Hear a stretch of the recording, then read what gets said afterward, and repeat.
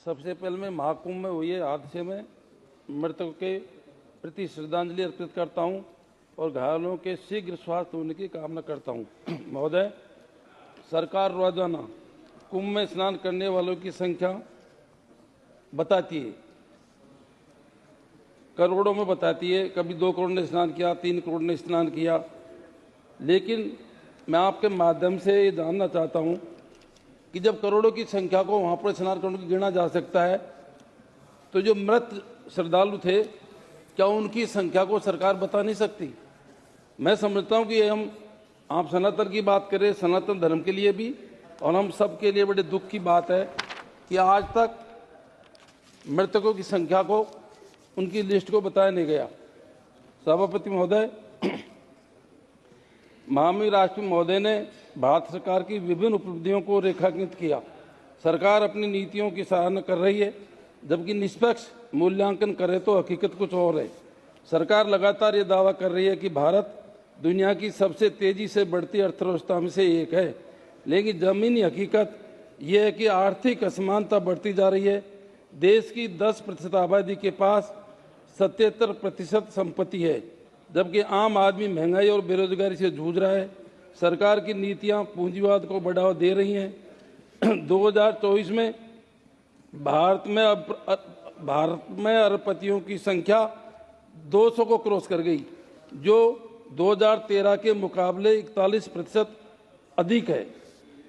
2021 की रिपोर्ट के अनुसार देश की 40% संपत्ति केवल 1% लोगों के पास है। क्या सरकार इस पूंजीवाद के खिलाफ कोई कदम उठाने का विचार रखती है? यदि इस प्रकार असमानता बनी रही और बेरोजगारी बढ़ती रही, तो एक दिन मान्यवर ऐसा आएगा कि जो देश के अंदर बेरोजगार हैं, जो असहाय हैं, वो इन पूंजीपतियों के खिलाफ बहुत बड़ा आंदोलन खड़ा कर देंगे, जो हमारे प्रजातंत्र के लिए भी मुश्किलें खड़ी कर सकते हैं। सभापति महोदय, मैं राजस्थान की 200 लोकसभा सीट से आता हूं, जहां अधिकतर जनसंख्या है ST, SC, OBC व किसान मजदूरों की है। लेकिन सरकार की प्राथमिकताओं में ये समाज कहीं नहीं दिखते। सरकार लगातार सबका साथ, सबका विकास का नारा देती है, परंतु जब नीति निर्माण की बात आती है तो ये नारा मात्र एक जुमला बनकर रह जाता है। बेरोजगारी वर्तमान में चरम पर है, लेकिन सरकार न तो नई नौकरियों का सृजन कर रही है और न जो पुरानी नौकरियां हैं, करीब सरकार के 40 लाख पद देश के अंदर हैं, उसमें भी 25% प्रेजेंट में खाली है। करीब 9 लाख पद के आसपास वैकेंट पोस्ट है देश के अंदर। मनरेगा योजना जो ग्रामीण भारत की रीढ़ थी, उसमें भी कटौती हो रही है। 4 करोड़ से ज़्यादा जॉब कार्ड पिछले समय में रद्द हो गए। मजदूरी महंगाई के अनुपात में बढ़ नहीं रही है। एक रिपोर्ट के अनुसार देश में 34% लोग 100 रुपये प्रतिदिन में अपना घर चला रहे हैं और 80% लोग 200 रुपये प्रतिदिन के हिसाब से अपना घर चला रहे हैं। ये सरकार 80 करोड़, सरकार बता रही है कि 80 करोड़ लोगों को मुफ्त में राशन दे रहे हैं, और एक तरफ कह रही है कि 25 करोड़ लोगों को हमने गरीबी रेखा से बाहर कर दिया। ये दोनों में भिन्नता है। सत्य क्या है, सरकार को स्पष्ट करना चाहिए। मान्यवर, जहां तक किसानों का सवाल है, MSP की मांग किसान लंबे समय से करते आ रहे हैं, लेकिन सरकार ने अभी तक किसानों को MSP में गारंटी कानून का दर्जा नहीं दिया। जो फसल बीमा योजना है, उसके बारे में निवेदन करना चाहूंगा। करोड़ों रुपए प्राइवेट कंपनियां किसानों से वसूल कर रही हैं। मैं समझता हूं जितना बीमा प्रीमियम में ले रहे हैं, उसका 10% भी किसानों को वापस नहीं कर रहे, क्योंकि किसान विधिवत रूप से समय पे उसको अप्लाई नहीं कर पाते। उनकी पॉलिसी ऐसी है कि समय पे अप्लाई नहीं करने की वजह से हजारों करोड़ रुपए कंपनियां कमा रही हैं।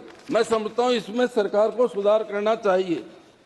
सबसे बड़ी बात, आरक्षण बेरोजगारी के देश के अंदर, मान्यवर, 2014 में आपने वादा किया था कि हम हर साल 2 करोड़ नौकरियां देंगे, मैं जानना चाहूँगा कि पिछले 11 साल में सरकार ने कितनी नौकरियां दी। दूसरा, मैं समझता हूँ कि शायद लाखों पद उल्टे समाप्त कर दिए। आप ST SC OBC की बात करते हैं, सबसे ज़्यादा यदि नुकसान नौकरियां कम होने से होता तो ST SC OBC को होता है।